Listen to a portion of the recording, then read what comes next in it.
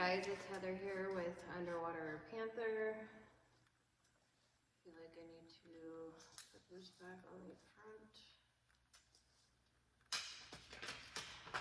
Due to the energy that I am currently in, as well as many of us. This is the Lilith seal. Alright, so I am not exactly fully organized for this video. I have been deep diving into Lilith, the mythology of the dark feminine of Lilith. She was Adam and Eve within that story, the story that we are not told. So she was the first wife of Adam that refused to not be looked at as an equal to Adam, so she left the Garden of Eden, and so on and so forth. So, as well as Lilith, I have been now diving for the first time, I would say. I have kind of briefly glanced over the centaurs. I studied into my own Chiron and others pretty deeply when it comes to Pholus and Nessus and Charlico. I believe that's how you pronounce it. I have not exactly touched on those within my own chart or other people's charts.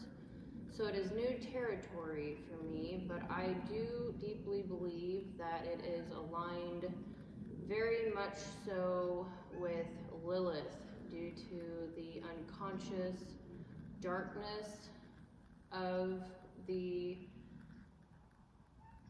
archetype within the centaurs. They are not highly talked about in the astrology circles that are more mainstream. I don't know how you would say that. The common astrologers don't get too deep into the centaurs. Chiron, yes, but the others, no. And so I'm not exactly sure where I want to start with this video. I am just like, this is deep stuff. This is like ancestral trauma, personal trauma. This is the dark, repressed trauma, really, emotional, physical, psychological aspect of ourselves. So, and it's interesting because we currently have Chiron and Aries within the astronomy at the moment. So collectively, we all are experiencing Chiron and Aries, and also collectively we are all experiencing Lilith in Libra. So Aries and Libra, the first house and seventh house, are opposite of each other, so they pull on each other. The first house represents the I am, and the seventh house is how you relate to others. And so it's just very fascinating. I know that there are, people out there that has had a jump start. I have seen videos posted a year, 2 years ago, and of course the elder astrologers have been working on the centaurs a lot longer than the younger generations. To me, it seems like what I've scoured over YouTube today, all day. That's what I've been doing all day. When I deep dive into something, I am in it, deeply in it. So I wanted to read a little bit about Chiron and Aries, and then go into Lilith and Libra and what I believe collectively we are being kind of forced into tuning into our own dark Lilith energy. So it is a thing. I'm in it myself. So anyways, alright, so Chiron in Aries represents issues with one's vital force to be, to act, to initiate. With this placement of Chiron, your very sense of who you are may be threatened by disturbing realizations and painful memories. You may have felt belittled and put down in your formative years rather than encouraged by these significant adult figures in your life. So this is collectively, this does not mean individually, this is where your Chiron is. Even after reaching maturity, you may encounter obstacles that prevent you from reaching your full potential. These difficulties can set up a pattern for failure in which you operate more from a fear of failing than the expectation of success that breeds confidence for further achievement. One way this may manifest is in terms of acting not in your own behalf and furthering your own goals, but rather in behalf of the goals of other people. I just fed you. Shh, it's enough.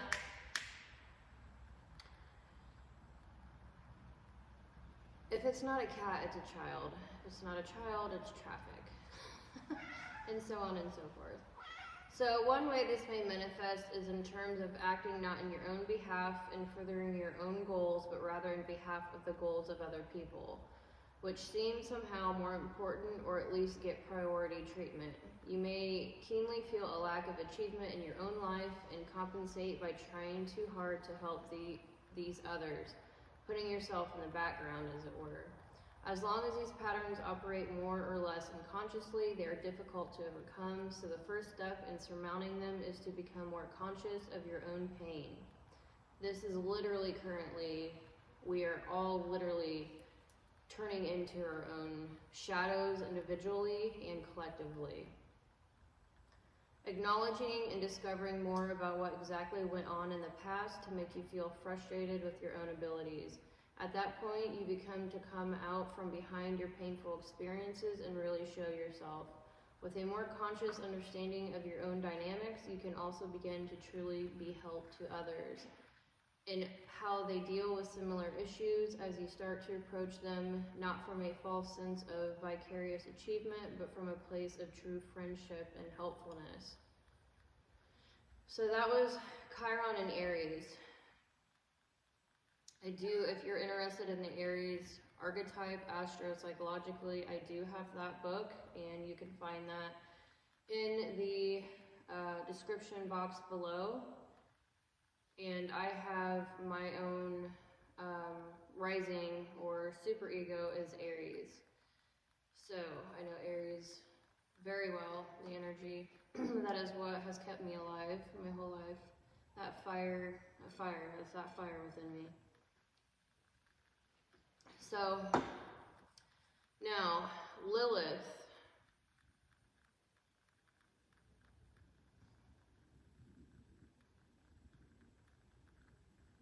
Okay, so Lilith represents an important piece of the feminine that has been lost or even shunned in modern society. She was worshipped in all religions, but also ancient Babylonia, and also viewed with distrust as the archetype of wild and uncontrolled sexuality. So Lilith is not just about sexuality. Lilith goes a lot deeper than that. And if you really want to understand the dark feminine energy, check out the video I just posted a few days ago about the 8th house energy. That is the internal dark feminine energy. So it is not just about sexuality, it's about creativity, it is about going within to create our own imaginations and desires and dreams and goals. That is deeply what Lilith is about. Lilith really, I just kind of had like a revelation that, Lilith was Adam's first wife, and she did not want to not only be beneath Adam, she wanted to be on the same, she was just as important as him, and that's how she wanted to be viewed. She didn't want to blindly follow, blindly be a slave. She wanted to have an identity, not just of his, but of her own. She understood that she had her own identity. In order to truly understand herself, it was going to take really leaving the garden of paradise and unconsciousness. I mean, you know, understanding who you are is a very difficult process. Looking inside oneself instead of being blissfully unaware of your actions, your emotions, your thought processes, your patterns, your wounds. It's not an easy journey. And so that's really what Lilith represents. I just wanted to say that because I don't like the fact that, you know, Lilith is just this dark sexual demon. That's not really what she represents. So, I mean, she has also come to represent the principle of equality between the sexes. So I know that's like a very huge trigger thing right now. We've got feminism that went way too far. We've got the red pill that also went too far. I mean, it really comes down to understanding our own masculine and feminine energies and balancing that within ourselves and appreciating that within ourselves, as well as our relationships, not just collectively, like personally and privately in your everyday life. So it goes a lot more beyond than just, oh, you know, the feminist movement, you know, that went too far. So this stuff is very deep, and if you're here, I believe that you understand what consciousness level I am coming at. So, alright, so she's also associated, Lilith, with raw sexual power and its spiritual use and tantric practice. She is also a fitting archetype for the dark unknown part of ourselves that represents our unchained sexuality and the female portion of either a man or woman's basic nature. Her archetype also includes a rage of being repressed and excluded from everyday life. Like Chiron, Lilith represents the potentially walled-off world of dark, instinctual urges that come from deep inside ourselves and lead us toward transcendence. When her influence is developed and explored through spiritual practice, she becomes a powerful ally for healing and regaining wholeness. Where she is found in the chart, either by aspect or by house position, she urges us to explore the dark unknown and instinctual side of feminine sexuality. It's not just sexuality, it's also creativity, it's also, you know, the feminine container of empathy and creation, and knowing when to rest and heal ourselves rather than just being purely masculine and going out and conquering, and to embrace the healing power of acknowledging and honoring this influence. So we currently have Lilith collectively in Libra. Now I kind of sat on that for a little bit today. I do have a video you know, going really deep into that I will post prior to this video, of explaining the Libra archetype and the strengths and pitfalls. And so you can also look into my Libra series that I just posted. I am so thankful that I finally got that book done. I will be you know, working on that and adding to it as I learn. And if you purchase that book, I will email you the updates as they go along, and make sure that I re-upload things for new buyers, purchasers. So we've got the Chiron and Aries. So Chiron is the wounded healer. And so Chiron really can represent our deep early childhood traumas, you know, whether it be emotional, mental, physical, spiritual, on whatever level. It is a very deep wound, It can come from our parents, from our caretakers, from, you know, early school years. It can come from a lot of different things. But collectively, Chiron and Aries, I think honestly, you know, Aries understands who they are.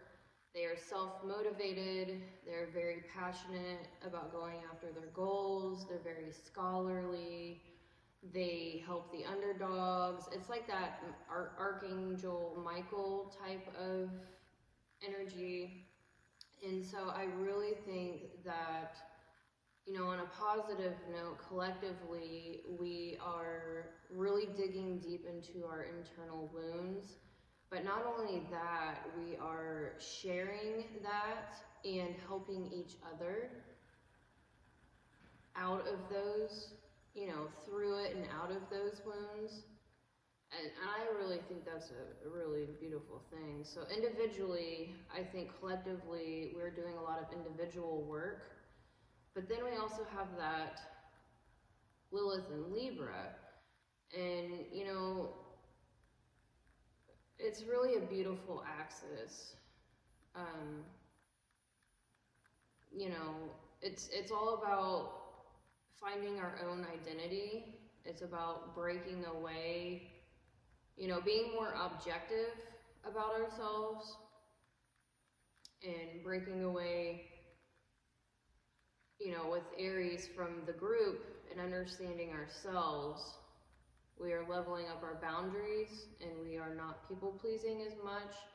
You know, the real way to understand boundaries is through psychology, understanding our own personality, understanding other people's personalities around us. You know, a lot of people are very unconscious to what their autopilot is, and you know, it may not be that they're trying to harm other people, but they're just really unaware of their actions. So, you know, it's, in order to understand boundaries, you need to understand your own pitfalls and other people's pitfalls, and that's like a huge thing. The Libras also tend to lie to themselves a lot, like they put on a mask.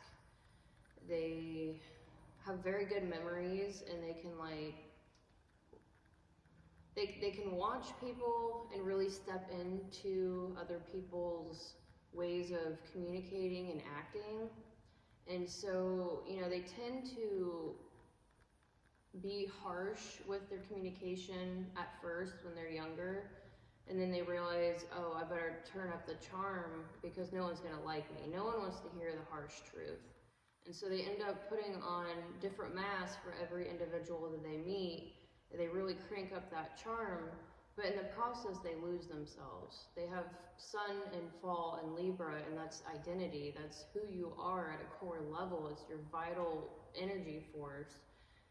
And so they tend to not only lie to other people, whether it be malicious or just little white lies or whatever you want to call it, they lie to themselves.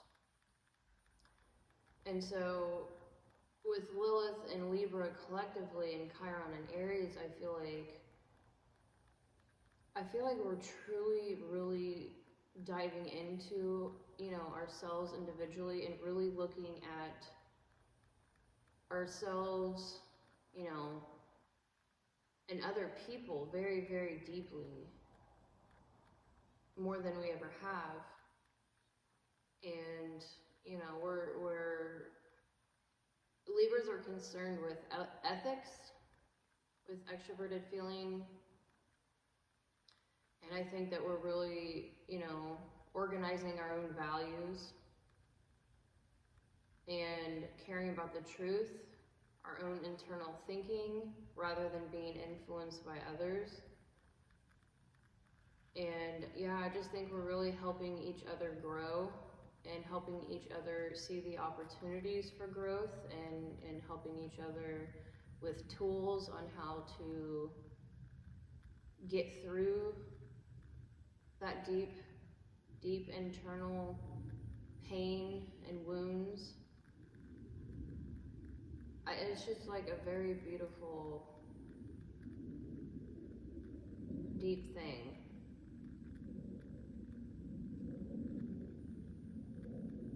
then Chiron is the chief centaur, known as the wounded healer. And then, you know, it's where our rejection, our deep pain, our deep wounds, our deep hurts, where we were abandoned when we were younger. And, you know, take the wounded healer, it's like, you know, am I ever going to truly be healed fully? And I don't believe that, you know, any of us can truly fully be healed, enlightened. I mean, it's such a long journey and process. It takes our entire lifetime. But I think the real magic in Chiron, the wounded healer, is understanding where we are wounded, working through that through inner work, and then helping others through that as well. You know, taking personal responsibility, looking at it, and helping others. And Chiron is in orbit around Saturn and Uranus. Now, Saturn is an inner planet, and Uranus is an outer planet. And so Chiron and the centaurs really embody the integration between our inner world and the outer world, you know, the collective world, who we relate to, our relationships, our children, our family, our friends, you know, our coworkers, and then it goes on from there. So when we start looking into, you know, Lilith and Chiron and the centaurs, it is a really deep integration between ourselves, our ego, our subconscious, our unconscious, our superego. It's a deep integration between ourselves and others collectively.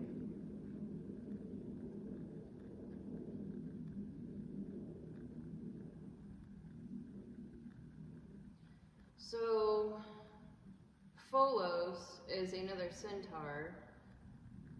And I've never honestly looked into Pholus until today. And Pholus holds the energy of, you know, he was shot, I don't know if he was shot by Hercules with a poison arrow. I don't think he was shot. He was just like minding his own business, being curious, and like stepped on a poisonous arrow and pretty much killed himself accidentally. It's just the wildest thing. It's kind of a goofy story, but it represents minding our own business, and out of nowhere events turn into complicated problems. So small changes that domino effects and compounds into greater issues.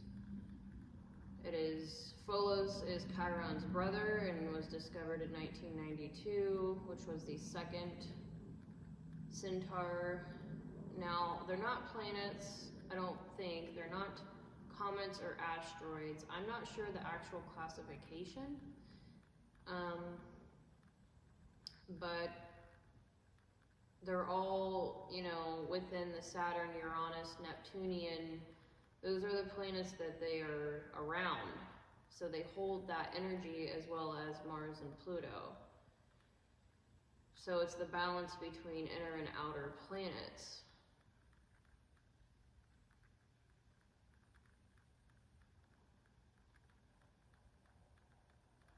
Pholus is red in color and has an orbital period of 92 years.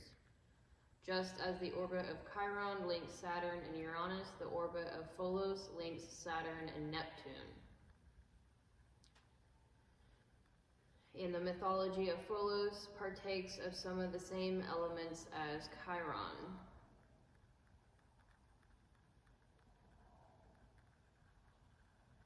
Pholus sacrificed himself for the greater good, a Neptunian theme, and that symbolism may come up in charts.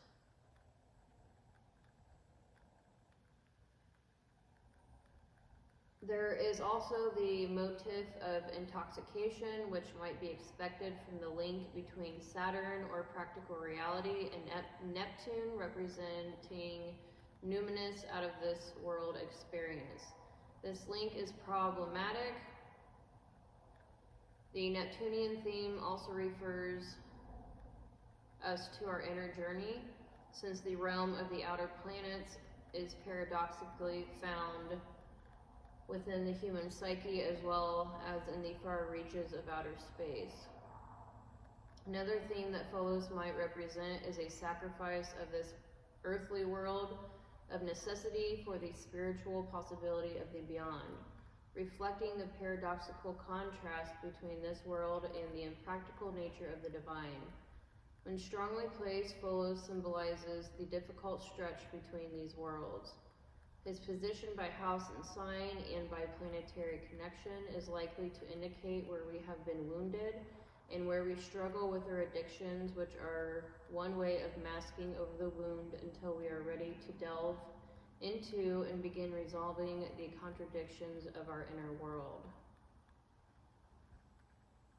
So my Chiron is in Cancer in the 4th house. That's a tough one. I have a stellium in the opposite sign in Capricorn, 10th house. So I have a very wounded feminine wound. I mean, yeah, it's a deep one. I've yet to get my Cancer book done. I have done a few videos on Cancer. Cancer, the problem I have with the Cancer energy is the fact that, see, now I'm a Pisces and I am a water sign, but I'm very logical and masculine. So it's like, you know, I don't feel like I need to wave people. Like, Cancers are the wave of emotions, like throwing their emotional weight around is what I say, and I absolutely cannot stand that type of communication. I mean, I'm extremely empathetic. I will talk to other people about what they're going through, their emotional world, but it's very hard for me to open up emotionally. And so, you know, it's a mother wound. It's a very, very deep mother wound. Now, how I have worked through that, you know, when I had my first child 14 years ago, it felt like it really closed a hole in my heart. I mean, I had never felt that unconditional love from a mother, and just feeling that unconditional love for a child really, really closed that wound. And so I I take it to the extreme of, you know, I made a promise to myself when I was 3 that I'm never going to be what I experienced. I'm never going to act out what happened to me. So I go on the other side of, you know, being a terrible mother, if you can even say that. I went on the other extreme of, you know, over mothering, kind of. You know, I've got Aries rising, so I raise my children to be independent, but I made sure that I'm very emotionally connected. I want them to I have 2 children, but, you know, I want them to understand the emotional foundation, emotional intelligence. It's okay to, you know, I want you to express your feelings, but feelings shouldn't rule you, type of ordeal. And so, you know, education, I taught my daughter to always question everything. I'm, you know, really hammering in that introverted thinking. I'm an introverted thinker, so I really want you to be logical. I want you to ask questions. I want you to trust your own judgment. And don't blindly follow authority. That is something that I've really hammered in, I think, my children, is to be your own authority to a degree. Understand we have to have building blocks like language and school and, you know, all those things, but it comes down to be your own authority, do your own research, question everything, you know, that type of thing. So, you know, really got into fitness and nutrition and meditation, so all of those things. Holistic. I want them to look at life very holistically. What, honey? Can you a paper out for me? Yeah, you want to color it? Okay. One moment. My little one is over here wanting to color. Alright, which one do you want? I will pick.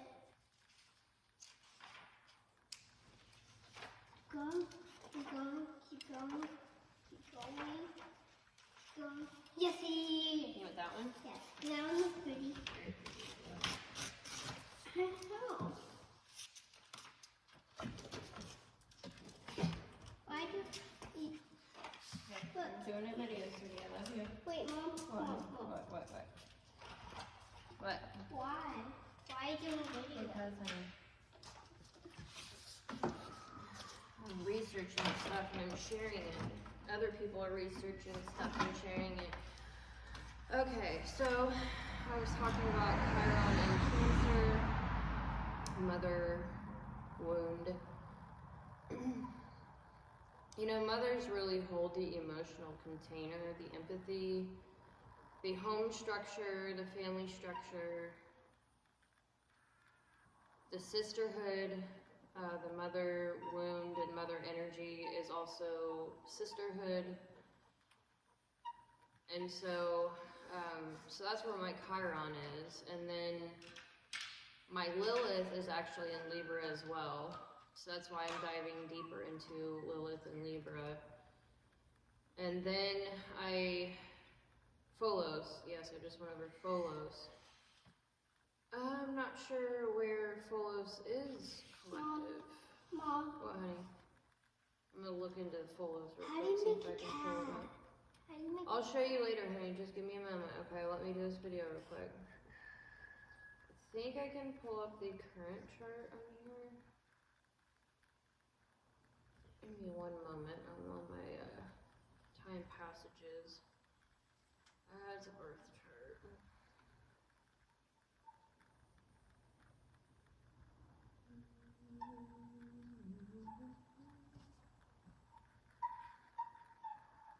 Mom, What? did you just start your video? No, I've been talking for a while. Alright, I'm not gonna pull up the current chart. But anyways, I just wanted to touch on Lilith, Pholus, Chiron, and perhaps Nessus. So we're really deeply as a collective, finding our own identity, leveling up boundaries, not lying to ourselves or others to fit in. We're reorganizing our ethics and values. We're caring more about truth in our own internal thinking rather than being influenced by others, and questioning all authorities, becoming our own authorities, taking personal responsibility. And then I believe, you know, collectively it's helping our soul group see opportunities and take steps in order to heal these darker, deeper, repressed Chiron, Lilith, you know, the centaur, unconscious pains and repressions. Alright, so went through Chiron, Pholus. My Pholus is in the 3rd house of Gemini. And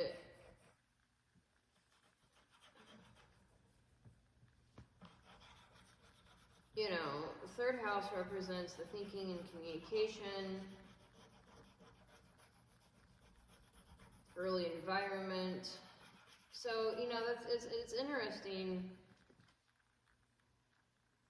because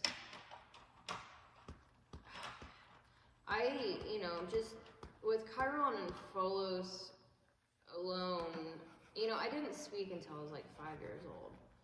You know, and it's taken me a long time to get here with speaking.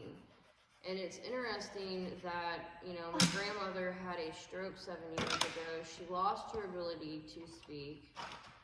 And then my aunt on my other side, she had cancer of the throat, and she lost her ability to speak.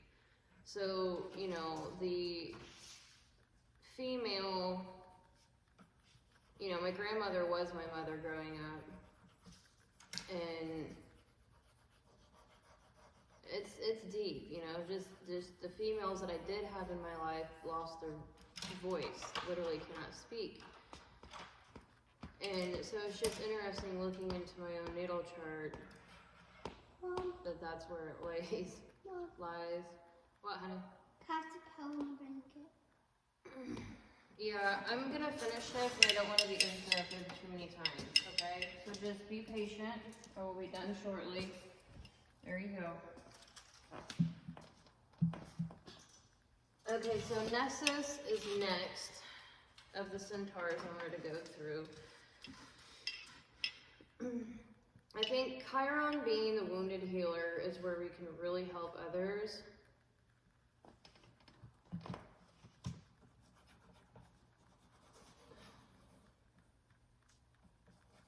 That is the chief centaur. And then in doing Chiron, healing Chiron and helping others through Chiron will really activate the even deeper, darker recesses of our unconscious. So Nessus was discovered in 1993, named after another prominent centaur from Greek mythology. It is the third in the astronomical class of centaurs. Nessus has an orbit period of 122.5 years, just as the orbit of Chiron links Saturn and Uranus, and that of Pholus like Saturn and Neptune. The orbit of Nessus links Saturn with Pluto. The mythology of Nessus partakes of some of the same elements as the other centaur stories, including painful death. Hercules was again involved. When Nessus was ferrying Hercules' bridge across a river, he tried... So this Nessus is, I'm not gonna, it's really deep because it deals with Hercules' wife, I believe, and Hercules was not loyal to his wife, and Nessus knew that. You know, not that he wasn't,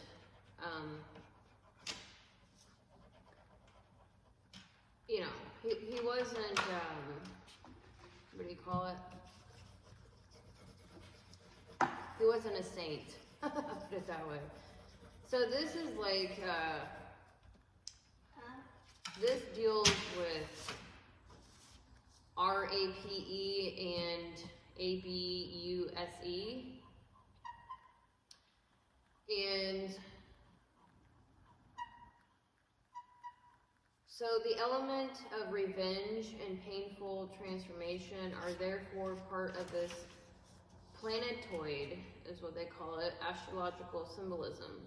When strongly placed, Nessus symbolizes the difficult transition between decisions and responsibility that may lead to death or violent change. An element of revenge may be present. Nessus's position by house and sign and by planetary connection is likely to indicate where we may need to understand more of our dark side and where old wounds can come up for healing and renewal. And this is like a deep generational planetoid. This is, you know, if you look, which I just literally did before I started making this video, this is an ancestral wound. It's not just personal, it's ancestral. Oh, I love it, honey. That's so good. Very good job. I love it. I'll hang it up when I'm done, okay? Wait, Mom. What? Can you hang it up right now, please? Huh? Yeah, you can hang it up. Yeah, this one's bigger than that one. Here you go. I love them all just the same, sweetie. You did a good job. But can I Here, go ahead. I'm gonna finish this real Can I quick. use scissors? No, we're not gonna use scissors. Here, give me that. Look, this is how you do it. See? Pull down. Cool. Yeah. And you're gonna have to put it on the top only. Look at the other one, do it that way, okay? So this is a very generational trauma. This is where we can work on our generational trauma. Now, mine is in Virgo. My Nessus is in Virgo in the 6th house. So what did I do? I looked into my father's chart, my mother's chart, not that I have her correct birth time, but you know, I think I got it. And then I looked into my grandfather's, my grandmother's, siblings. My grandmother didn't have any siblings, but her parents. So I branched out from myself to look into the chart of my family. And what do you know? There's a lot of Chiron in Virgo, as well as the centaurs in Virgo. So I'm not exactly sure. I'm going to dive deeper. I have not written my Virgo book, but I can get a general sense, you know, archetypically of what that means. So that's going to be a deep dive for me after I really work on Pholus and Lilith. That's my what I'm currently working on, what I'm going to be focusing on for a while, probably like a month or two. So all this is extremely interesting. It isn't talked on much. You know, you can find some videos on YouTube, which is, thank you for those that have dove deep into the centaurs and Lilith.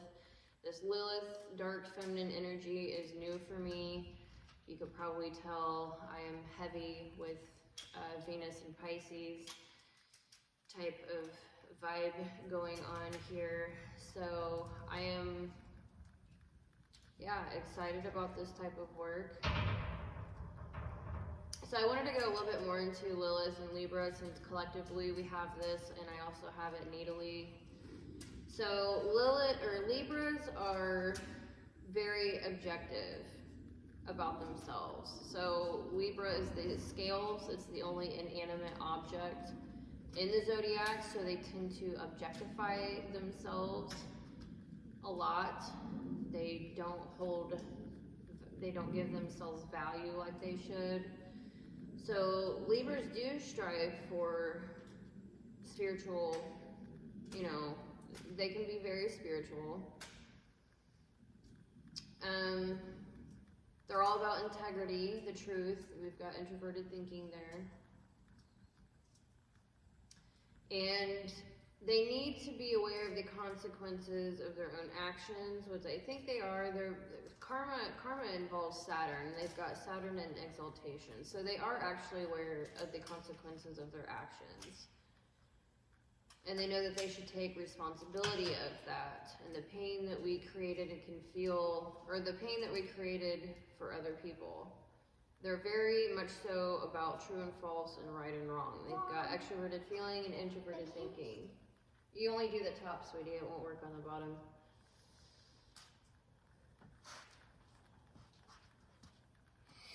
Bless you. So Libras can be the most devoted due to the Saturn in exaltation with responsibility. They're very aware of right and wrong. Bless you. They tend to take responsibility. So they can be the most devoted personality type.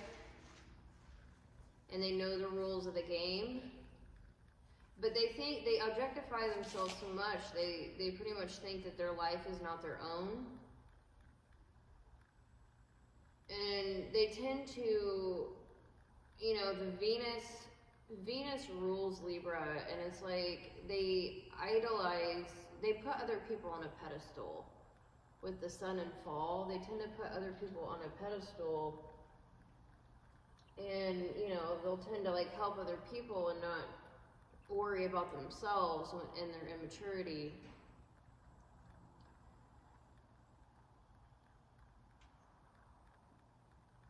And it's a deep enmeshment type of issue. I think the Venus sign personality types, you know, I'm a Pisces in the 12th house. I've got Venus rules my ego.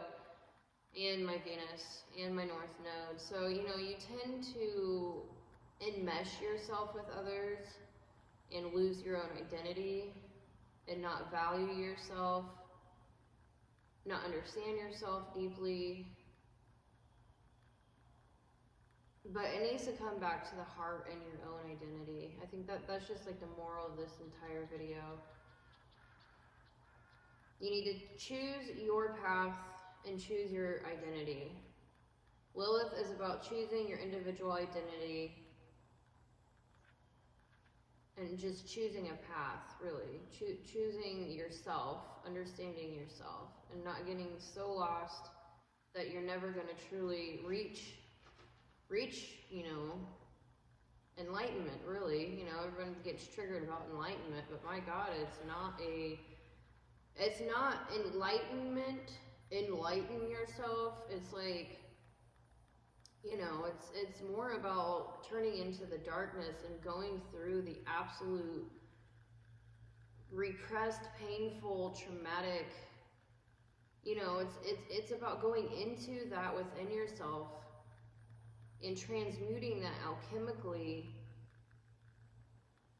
and to use that pain as like a fuel for your fire to help others and understand yourselves and really stand in your true authentic identity. Have your feet grounded, hold your boundaries, not get swept away. You know, you're here for a purpose. It's all about your soul purpose and contributing to the collective. You know, it's just it's really deep difficult work. It's not a walk in the park.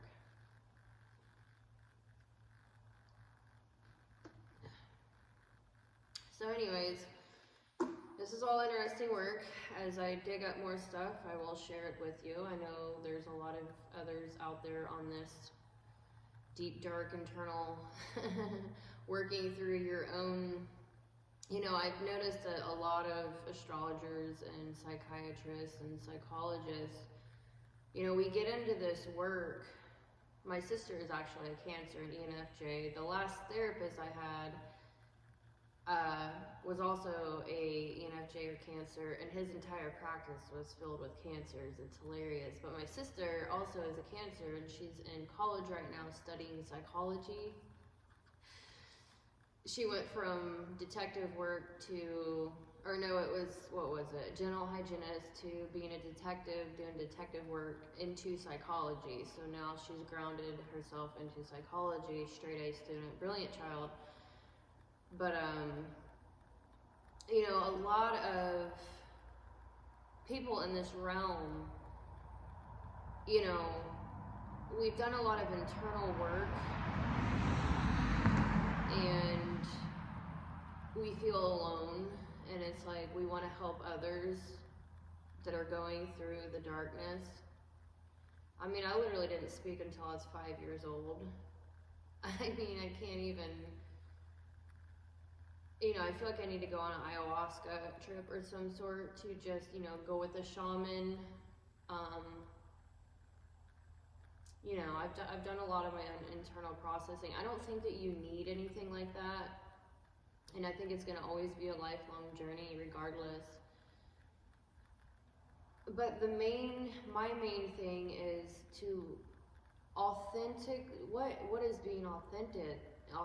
Like, what is that? It's day in and day out expressing yourself emotionally, you know, logically. I'm a Pisces. Like, I take in everyone else's emotions and I transmute that, and then I share it back out. I'm here to like help you see yourself. And, you know, the Scorpio water sign, they tend to just really repress, and you know, it's like a grudge. They wait their whole life to get back at people, and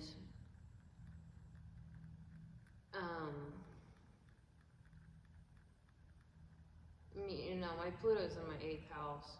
Scorpios just really stuff emotions down, and they play power and control, you know, they're not expressive with their own emotions, and they kind of try to like manipulate your emotions in order to do these power control dynamics, and it's not about the expression of it. And that's unfortunate because, you know, emotional intelligence is the highest intelligence we have as human beings. You know, what is the ultimate consciousness? Unconditional love. That is the ultimate consciousness. You know, Dr. David R. Hawkins, man, I studied him for a year solid, listened to all his lectures, bought all of his books. Dr. David R. Hawkins was a psychiatrist. That was years ago. I can't remember. I think he was in Canada. I can't remember where he's from, but, you know, he had this huge practice. I've never actually looked into his birth chart. I'm going to do that when I get off here. But he had this huge practice, you know, and he was prescribing all these pills to all these people. They were depressed. They were, I mean, you know, going through things. And he just, psychiatrists, they prescribe pills and you're on your way. And he started realizing this is very spiritual. This is very, you know, he went the whole other way into spirituality. And he had this quote where it was like, love is said to be like an emotion, but really it's a state of being. We are love. What is God? What is God consciousness? It's unconditional love. That's the highest, ultimate, you know, and in order to love others, it's not about controlling, it's not about repressing, it's not about abusing, it's not, you know, and it's really interesting because the deeper I get into astro-psychology, astrology and psychology, it's like, in order to truly, truly love yourself and others, what you have to understand yourself and others. Everyone sees life through a different lens. Some are focused more on others' emotions, some are focused on their own emotions, some are focused on their own internal logic, some are focused on, you know, trying to work on everyone else's beliefs and logic, and we all are functioning differently. We see differently. And to me, that's like the ultimate understanding of love, how to love others and yourself. And it just really comes right back to boundaries. It comes right back down to understanding your own strengths and weaknesses and being authentic, moving through your own emotions authentically. You know, just because you can doesn't mean you should. You know, giving too much of yourself. Just because you can doesn't mean you should. You're digging your own grave quicker. You know, we're not here for very long, and it's so unfortunate. I feel like I'm going to be studying this stuff forever, and there's just not enough time. There's just not enough time on this planet, you know. But, alright, well, there's a lot of hidden treasures in the dark unconscious elements. You know,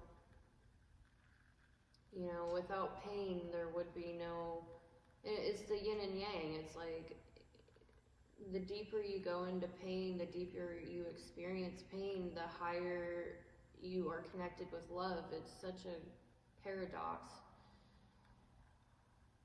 And, you know, the deeper pain that you've gone through, the more appreciative you should be of every moment, every breath, every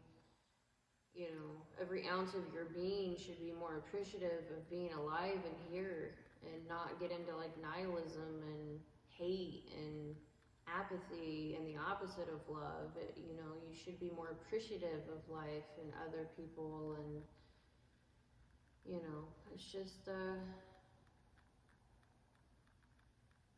it's a wild world we're living in.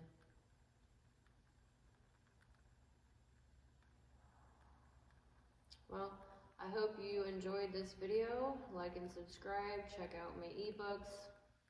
I have Aries, Taurus, Gemini, Libra, Pisces. I've got 5 now uploaded on my website, and next in line is Scorpio. I am currently working on Scorpio, so that is also very much aligned with Lilith, dark energy, dark internal energy. And yeah, it's amazing. It's amazing, like, the deeper you get, how, like, connected as above, so below, you know? It's like, wow, everything truly is connected. You see the patterns, and there is this huge, great, you know, it's just such a beautiful thing to realize how these archetypes play out. And it just really, it makes me feel more connected to the collective, to be honest. But the more internal work we do, regardless if you're out in the middle of nowhere, you're raising the collective conscious, because quantum leaps are a real thing. So yeah, just keep your feet on the ground and dive deep, and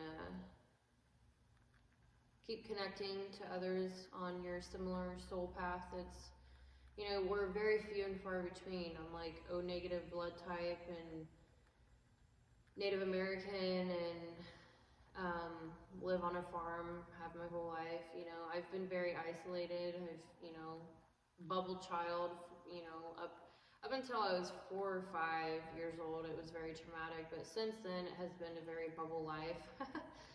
I've come to all of these conclusions with Aries rising. I've come to all of this on my own accord. I've bodybuilt on my own accord. I've had no inspiration outside of myself for bodybuilding, for Astro-Psychology. All of this has come from my own self. I do not have anyone around me to talk to personally about any of those, pretty much. Very few. It's becoming more and more in my life over the years, but this has all been internally inspired. So this is all coming from my own internal work, and it is worth it. You know, that's just my own subjective commentary, but it's worth it. It's worth it. So keep going. That's all I gotta say. Thank you for watching. Like and subscribe.